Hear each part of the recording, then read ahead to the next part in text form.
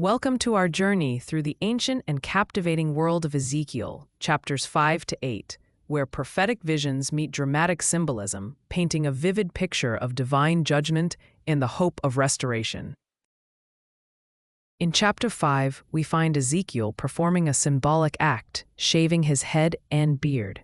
He divides the hair into thirds to represent the fate of Jerusalem's inhabitants.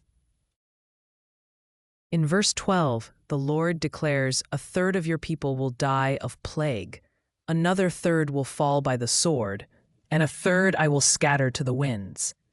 This emphasizes the severe consequences of the people's unfaithfulness.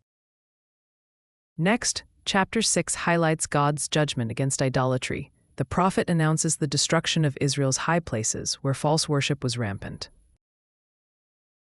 Verse 14 encapsulates the theme, "I will stretch out my hand against them and make the land desolate," underscoring the seriousness of idolatry. In chapter 7, the clock ticks ominously as Ezekiel declares, "The end has come," revealing the urgency of repentance as calamity approaches, the day of the Lord. Verse 7 strikes a poignant note, "Doom has come upon you, the day is near." Finally, chapter 8 transports us into a visionary tour of the temple in Jerusalem. Ezekiel witnesses abhorrent idolatry taking place within God's sacred space as the elders secretly worship false idols.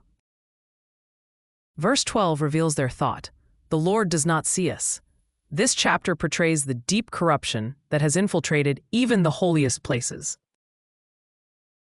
As we conclude this eerie yet insightful exploration, the primary takeaway is that God's judgment, as harsh as it may seem, is always rooted in justice and the hope of turning hearts back to Him. These chapters urge us to examine our own lives and the spiritual idols we may harbor, reminding us that every action has consequences, both seen and unseen. Stay tuned for more riveting insights into the prophetic universe of Ezekiel.